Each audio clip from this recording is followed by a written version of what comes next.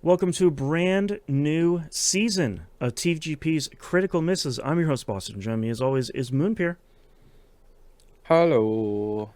We're going to be building this season off of the back of the last movie from last season, which was 2025's War of the Worlds, which, Mm-hmm. again, don't go see, but please go listen to the episode. It's a great episode. But Yes. for a number of reasons, some of them quality and some of them disgusting reasons, please don't watch that movie at all. Yes. Go listen to the episode and then you'll understand why. Yeah.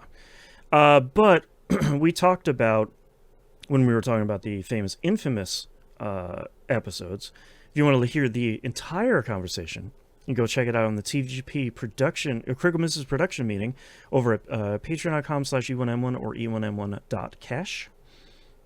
Those ones are the numbers, the one.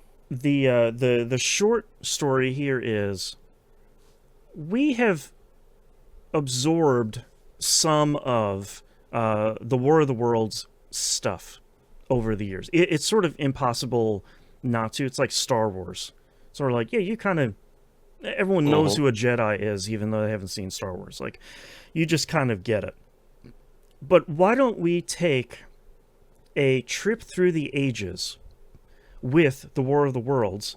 Real trip through the ages. A real trip through the ages. Through War of the Worlds, not only a trip through time, but also a trip through a varied number of multimedia properties. So we are going to, because we thought would be fun, and it seems like a really dumb idea, we're going to watch and enjoy all of this world stuff backwards. So we're going to start with 2025's War of the Worlds, which we did last week. Yeah. Last Officially, episode. we started last season. Right. So this is a crossover season here. And then we're going to go back through time here through a select number of things. We're going to hit some high points. You probably can guess some of the ones we're going to talk about. But the first one we're going to talk about here is 2019's War of the Worlds TV miniseries. Now, there's a couple of things. Two of them were released the same year. Both of them were British productions. This is the BBC One 3-episode miniseries. This is not the Fox/Canal Plus 3-season British series. So let's get that clear here, because of course this needed to be more confusing. So this is the and this is what happens when copyright expires. exactly. There's like a mad dash. You get the best and the worst of That's right. everything. Or if you're a Warhammer and you can say, yeah, you got $20, you can make a Warhammer thing. Sure, why not? I like $20. Got a 3D printer to go with it. Yeah, That would be great. exactly. So this is the 3-episode 2019 BBC One miniseries here. Do you know anything about this one, Moon? I didn't even know it existed. Okay. Okay. I think the most interesting thing here is they're putting the tripods front and center in all of the marketing stuff here. I was looking for like posters or screen grabs or anything that don't show the tripods, because I feel like as we go through, The design is probably something that we'll see a lot of different variations on. yeah, and I feel like for some of these, the design of the tripods feels like it might be the big reveal. And it might be like, oh, what are you going to make the tripods look like this time? There's no secret in this one. It's just, hey, man, here they are. Good luck. Enjoy them. It's on this poster directly above me on the video version. Yeah, if you're watching the video version. If you're watching literally any of the trailers, it's just right there, man. I think the thing that sort of pushed us to watch this too is because this isn't a modern day War of the Worlds telling. This is an Edwardian period adaptation, which I think, having seen the images of the tripods here, the idea of hundreds of years ago England plus actual space aliens from outer space. I like the fact that you said hundreds of years ago. The Edwardian era was a very small period, bro. It was like 1900s. Yeah, but It's I like was 1901 to 1910. but come on, I have that American 80s school education. We were feral. True. We didn't care about Britain. But I think World that War One essentially is what you're looking at for this, by the way. Okay. That kind of time frame. Okay. I think that's really interesting. This like potential dichotomy here between two different eras kind of clashing together. So I on paper, I think that sounds really interesting. But other than that, I'm not entirely sure what to think about that. I don't know the last time I've seen like a BBC One miniseries that kind of didn't spiral out of control like the Sherlock Holmes one. I mean, I'm a huge Doctor Who fan, so I've seen plenty True. I've seen plenty of aliens in ancient eras, we'll say. We'll put it that way. That's true. Because I'm a huge Doctor Who fan. That's right. I will say, during the production meeting, I'm pretty sure one of the things that jumped out to us about this as well is Rafe Spall and Robert Carlyle are both in it. And that was like, okay, yeah, now we're in. 100% now we're in. I feel like you put the two of them in anything, and the chances of it being good go up exponentially. So yeah, I think I'm curious here. I feel like since it's on BBC One, the budget will probably be fairly large here. Yeah. I mean, we're not talking about Marvel movie, but we're also not talking about like the Sci-Fi Channel. So we have a little bit there, but I think I'm really just kind of excited to check it out. Do you have any final thoughts here before we get into the episodes? Well, I'm really excited now because I accidentally scrolled to the reviews section on the IMDb. Oh no! And a 2-star review said totally unnecessary and very 21st century subplot, which makes me really interested to see what female empowerment / gay relationship is in this show now. Yeah, did BBC One dare to have a trans person play a character? Like, is that why you got a 2 out of 10? Like. Oh boy! And it's 2019, so it's going downhill, but it hasn't gone all the way downhill yet. So that's entirely a possibility. Yeah. Oh man. Yeah, we'll have to see what thing made some conservatives upset. I do want to mention. It's only about 3 episodes. Yeah, I did want to mention here. We are gonna watch and talk about all 3 episodes. So we're not gonna break this up into something. You gotta just go watch all 3, and we'll talk about them in the second part here. So it shouldn't be too bad from a time perspective, I'm hoping. Hopefully. Yep. And we're also not going to do the 1998 TV show during this season. Again, go listen to the production meeting. We will spoil for choice. Yeah, exactly. Like, oddly enough, spoil for choice. We will hit the big ones, though, but you will, especially next episode. But all right. On that note, let's go watch the show. Yup.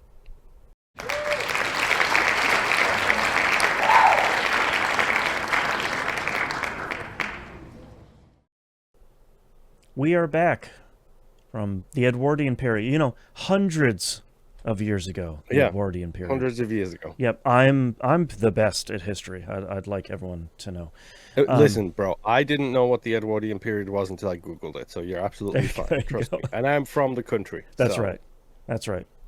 We have watched all 3 episodes of War of the Worlds, the 2019. One of the 2019 version. We went through it in the beginning. We don't have to go back over it. And for the record, it took all my effort to not just say, wait, we were supposed to watch all 3 episodes, just to really put a spinner in the works. That's right. I have complicated feelings about this miniseries. Honestly, me too. I Okay, so to get this out of the way, I understand why so many I'm just gonna call it what it is. Old white men are upset about this because the main character in this show actually turns out to be Amy, the woman, Uh-huh. who is the Uh-huh. hero of the thing. Um, Yes. when that's definitely not the case from the original book, and probably won't be the case for literally any of the other things War of the Worlds related we're enjoying for this season. Um, Uh-huh. so I'm gonna enjoy it. Uh, Not only because I think that's a cool take on War of the Worlds, but she turns in an Yes. incredible performance throughout this entire Yes. thing. Honestly, that is the best. The strongest thing about this miniseries is the performances across the board are Yep, phenomenal. yep. Period. I think for me the quote unquote weakest performance is Rafe Spall, but I think just because Yes. he doesn't get as much time on screen as I thought he was going to get, but like Uh-huh. literally everybody else completely kills it. Rupert Graves as Frederick, an outstanding. As soon as I saw him, Performance. I'm just like, "Ooh, Yep. this is gonna be good." He is Uh-huh. consistently great. Um, Also, a shout out to a guy that I recognized, but I didn't really know him where he was from, Harry Milling. He was from the Wizarding movies as Dudley Dursley. Yep. He's He the plays the artilleryman. Yeah, and I was like, okay, he's still out there doing a really great job. Like everybody in this miniseries was really, really, really great. Um, and And like, I bro looks incredible now that he's older too. For the record, yeah. like he he is. I mean, yeah, evolution of a human. This man is kind Mm-hmm. of thing. Robert Carlyle as Ogilvy as well. Not in it Who as much I as I wanted him to be, but like, whew. Yeah, same. And my phone kept auto-correcting his name to Ozempic in my notes. So if you hear me refer to him as Ozempic at any point, That's right. You I do the translation at apologize. home. Uh-huh. That's right. He really was ahead of his time. Um, I think a lot of my I don't even want to call them issues. I liked this miniseries a lot. Yes. Before you get into the things that may have caused you an issue, you Sure. might remember that I accidentally read a review at the start of the first Mm-hmm. episode complaining about a 21st century plot story. Mm-hmm. What do you think it was? I think Because that's what we we assumed it would be someone who was gay. I thought that was what we just talked about with Amy being basically the main character and her being like the propelling force through the show, both in the like Edwardian period and then the future like dusty Mm-hmm. earth period. Like it turned out to not be about George, Rafe Spall's character, the Mm-hmm. character in the book, but it turned out to be Amy, who the show at the beginning, I think was seeming to put her a little bit in the back seat of like she's going to be this damsel in distress. They're always going to be uh, kind of separated from each other. And I thought Mm-hmm. when she was off on the boats, the women and children getting sent off, I thought that was going to be the last time they saw each other, and then the current day and the future stuff were going to kind of continue to get closer and closer to each other. I thought that was where things were going to go, and I was pleasantly surprised that Amy turned out to be the main character, and again, she turns out an incredible performance. And as soon as I go ahead. I have another potential 21st century plot Oh, line. okay. It is the talk between Frederick and George when George is saying, "Hey, bro, maybe do you not see the irony of this whole situation? How we are essentially being colonized? We, the British people, are being Uh huh. colonized. Like, do you not see the irony in this whole situation?" Mm-hmm. And the brother is if you want a good example of what it's like to be an old white British person, this is a really good example of it. For Queen and country, for King and country, salute the flag, so on and so forth. It's a little bit of like pearl clutching of like, but we're the best. Why Yes, are you questioning the best? there are several speeches that say that too. Oh my God, there's such a good There's speech from the the minister of the minister Minister of who's like, War. the British guns and the British steel will take out these horrible invaders, and I'm like, oh my God, it's imperialism. Okay, this is wow. You're just it reminded me so much of that moment from Judge Dredd, the '90s one we watched. It was like, here's your Bible and here's a shotgun. Go out into the wasteland and spread the good word. And I'm like, oh, it's an allegory. And this one was very much like, imperialism from the British was bad. I'm like, oh, Yes. gotcha. Right. There's a great moment in the first episode where they're talking about I think it's the fishing trailers. They're all got like 55 trawlers got sunk.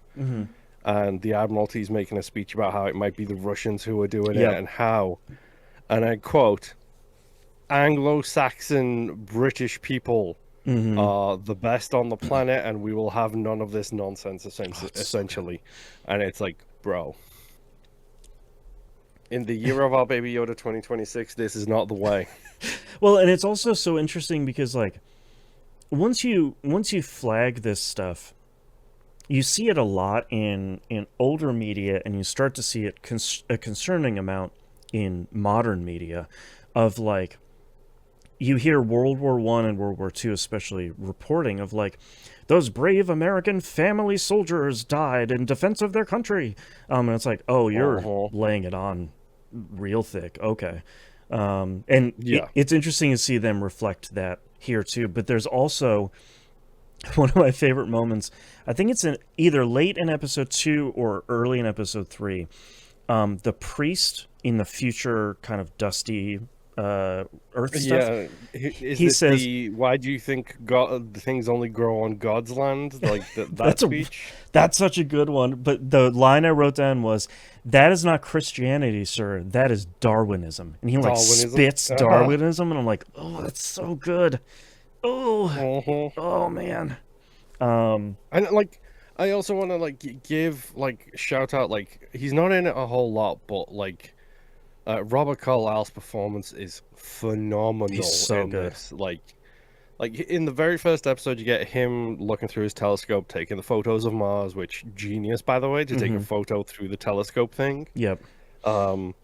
And like Amy and George are talking to him, and they're like, "Well, you know, we're kind of local pariahs, like." And because he walks up and he's like, "Welcome to the neighborhood," and Amy's like, "Well, just as a heads up, me and George are kind of, we're a little bit of pariahs according to all of our neighbors." And he's like, "Welcome to the neighborhood," right? Because he's clearly the same.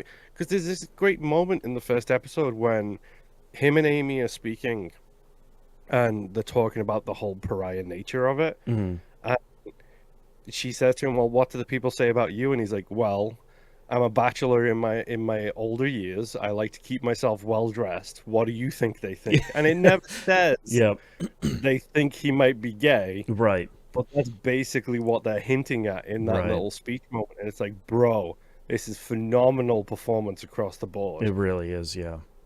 And I like the stuff that they're carrying from the stuff I know of the book, of like charting the Martian attacks, and like charting the pattern of them.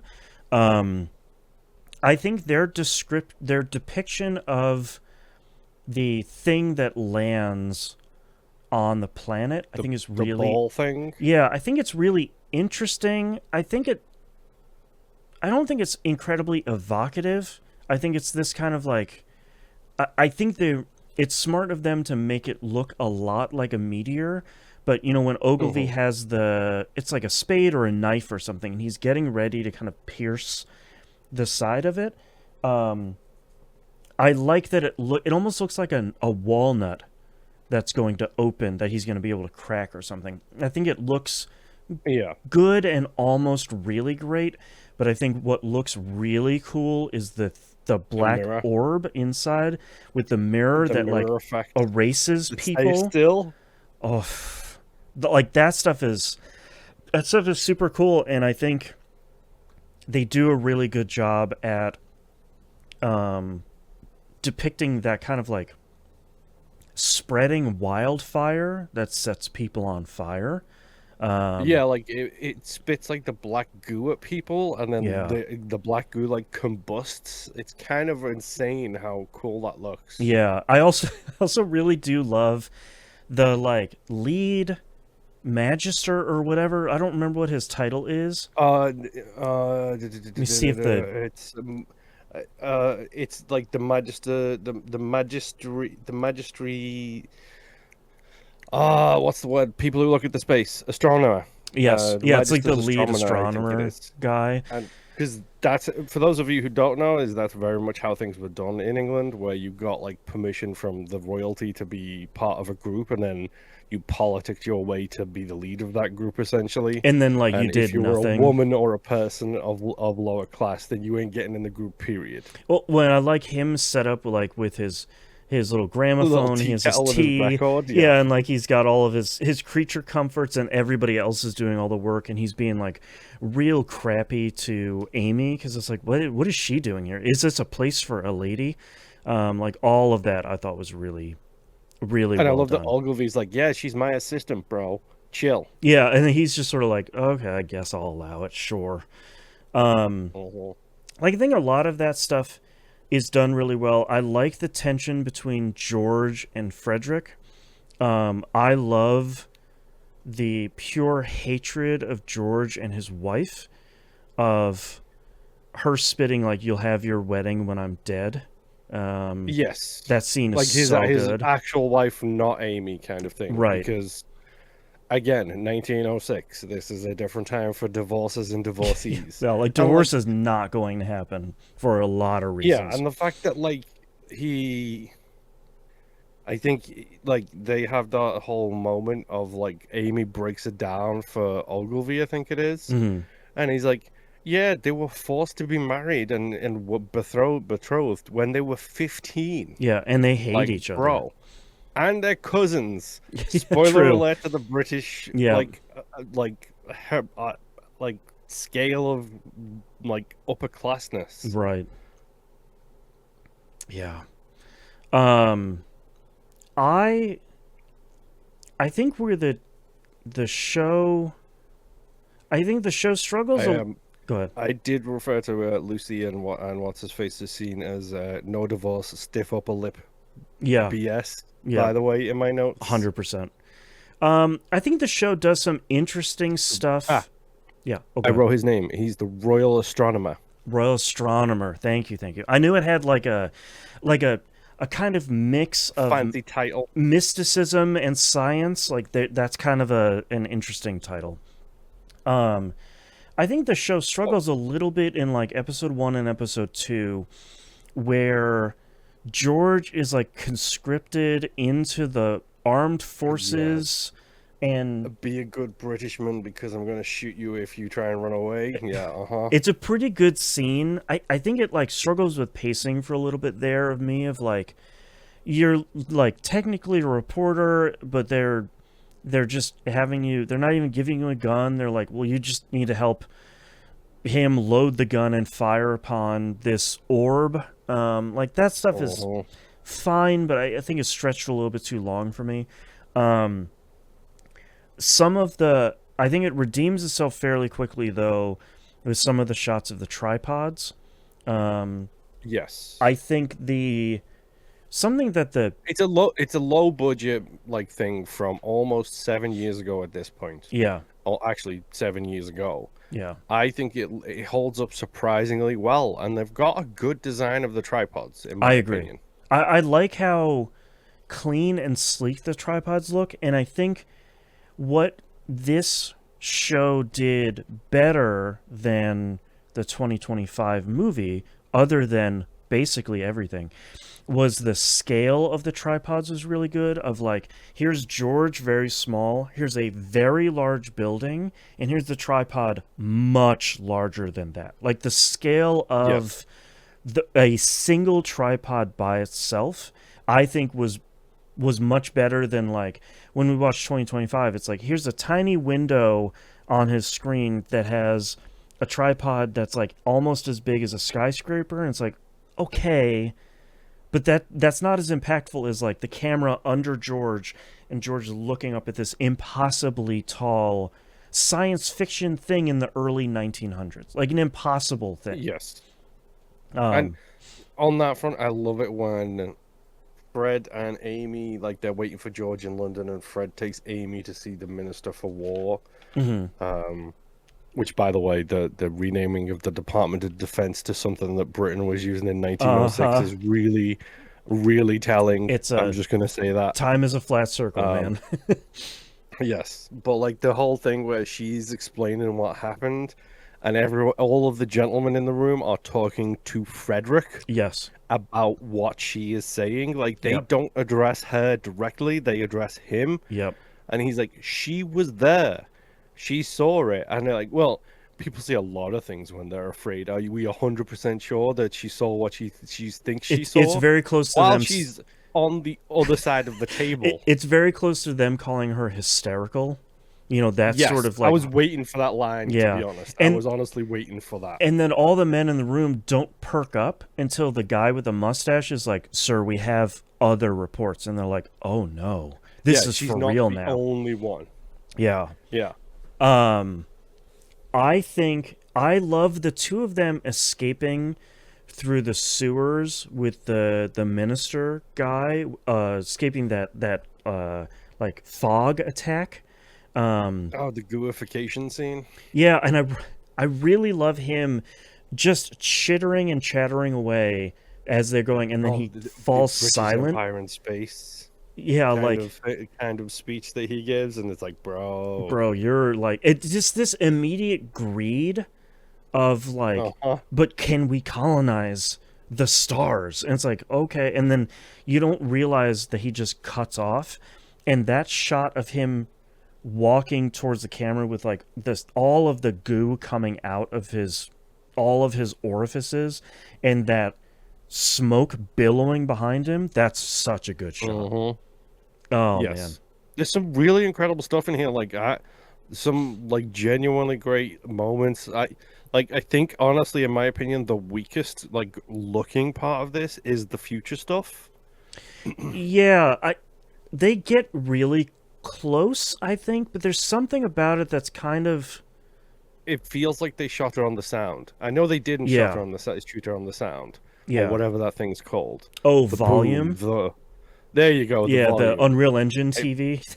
Yes. Yeah. It feels like they kind of shot... It's definitely... You can tell it's like a set. Like, it's a set. You can tell it's all indoors because the way the lighting is. It's like heavily color corrected too, like, which is fine, but it's missing a little bit of something to it.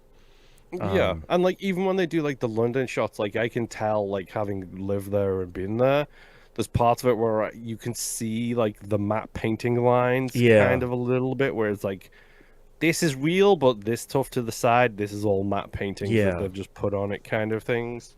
Like it's not a high budget thing, it's definitely a low budget thing. But I don't have an issue with that. No, I mean, we like Doctor Who, so like we're fine. Incredible. Yeah.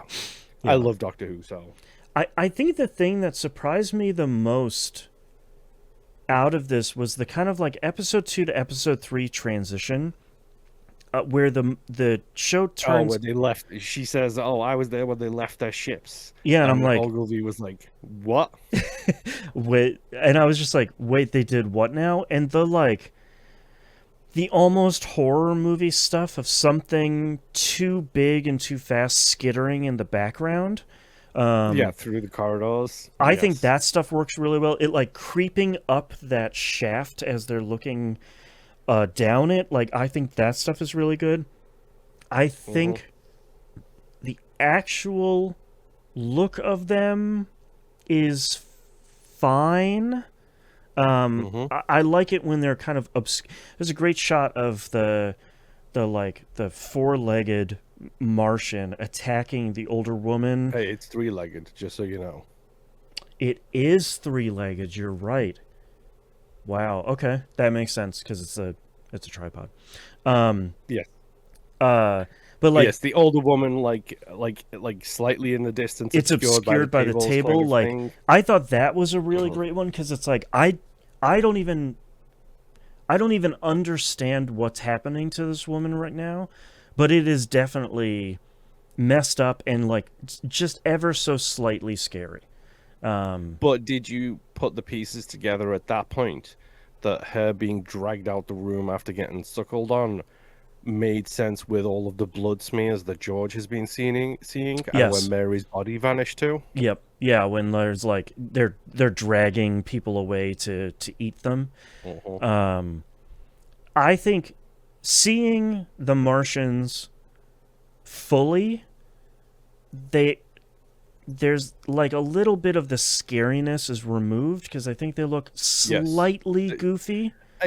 It also doesn't help that when we see them fully, it's outside in the courtyard in broad daylight, which Yeah. by 2019 people knew better. You don't do full CG in Right. broad daylight. It's so hard. Well, there's also like there's an element too of like I think it's Frederick says like, oh, there's bodies, raining in the courtyard.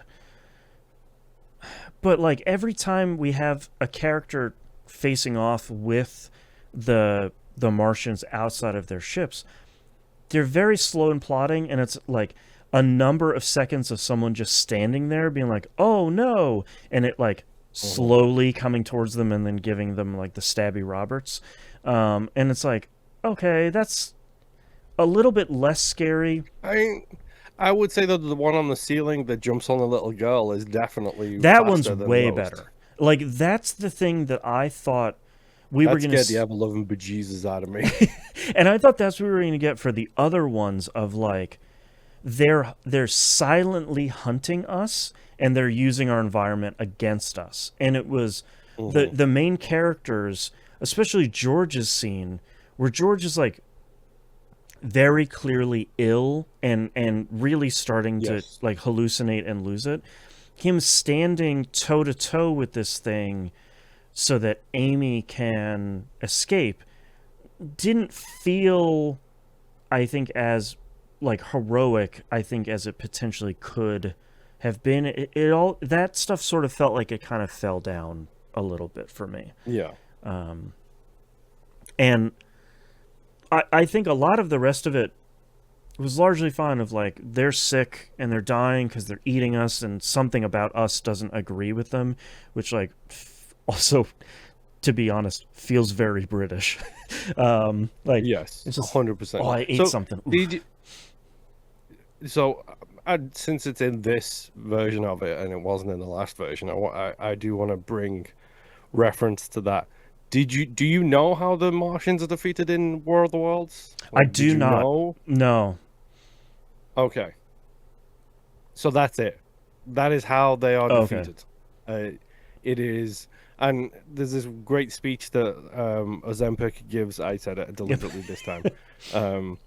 He gives to the priest in the future scenes where he's like, yeah, it makes like if you want divine encouragement from this, just take into account the fact that these things were defeated by the smallest of God's creatures that Exactly. over millions of years that we have developed to either fight against or survive with. Yeah. Like, and that is the thing that spoiler alert going forwards, that's the thing that in the original novel, that is the thing that killed them. Okay. And I thought that was interesting because there's this thing of like clearly the Martians are not terraforming but changing Earth to suit their needs for whatever reason. And I do like the idea that the unbeatable human spirit to survive was eventually the thing that killed them, and then it is also the thing that can our willingness to survive is the thing that, and like our creativity can be the thing that allows us to survive.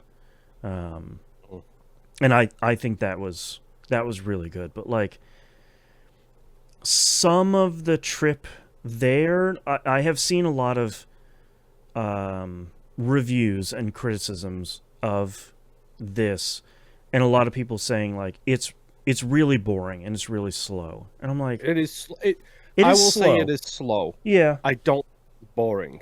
I don't think it's boring either. Like I was fairly riveted the entire time. I think it does have some pacing problems, but it's a 3-hour thing, so like that's going to happen. Like there's I think the problem that we might run into with some of these adaptations over the season is they're, from the outside looking in of the original novel, there it doesn't necessarily seem to be a ton of meat on the bone for a lot of the original novel. I haven't read it, but you know we might get there later. But like I think when you're making an adaptation of this, there is a lot of stuff you can do around the margins to say, okay, you have to have the tripods, the Martians have to be defeated, it has to be like a colonialism sort of allegory. But there's a lot of other color you can put around that. And I thought, pacing stuff aside, I thought a lot of that stuff was really interesting, especially the kind of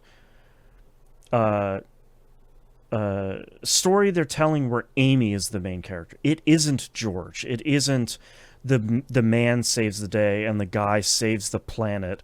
That's probably the next thing we're gonna watch. But like, I like that it was an unexpected take on something that was written in 1898, trying to at the same time portray it in that era, but modernizing it at the same time. Yes. Yeah. I think that. So there's two references in here. Okay. I'm not gonna shout out one of them because it's a throwaway line. There's a sneaky little reference that I understood because of one of the things we will cover in this season going down the line. Oh, okay. I think that was a nice little reference. The other one is obviously, how do you feel now about the spin on the 2025 version that we previously saw? That it was a virus that killed the aliens, but it was a different kind of virus that killed the aliens. Sure. Because I'm not going to lie, when I saw that in the 2025 version, I didn't mention it on that episode because I didn't want to broach the subject of that being the thing going forwards. Right. I did outwardly groan at that moment where I was like, really? We're going to go down this route instead? You're going to take it like... This is the thing? Super literally. Yeah, like... I mean, that's kind of... And I'm sure War of the Worlds is the genesis of the idea, because it was written so long ago. I'm sure it's the genesis of the idea of like a human cold or a human virus or flu or whatever is the thing that knocked out an alien invasion force. That has been a standard of science fiction for our entire lives. Probably, again, stretching back to the original works. I mean, start a relationship with Talia in Mass Effect and see that one through all the way to the end. Exactly, that is one of the best payoffs in that game's history, in my opinion. Yeah. So I think it's interesting. Obviously, if you listened to last episode, which hopefully you did, our issues with 2025's War of the Worlds was many and varied. But I think on paper... Are you saying our issues are legion? That's right. On paper, the modernization of War of the Worlds for a digital Internet of Things, surveillance state sort of concern, I think was an interesting one. And I think I like that this miniseries shared a lot of the DNA with not only the original works, obviously for like the time period, but the kind of attempt at modernizing the War of the Worlds stuff a little bit with like, no, Amy is the main character here.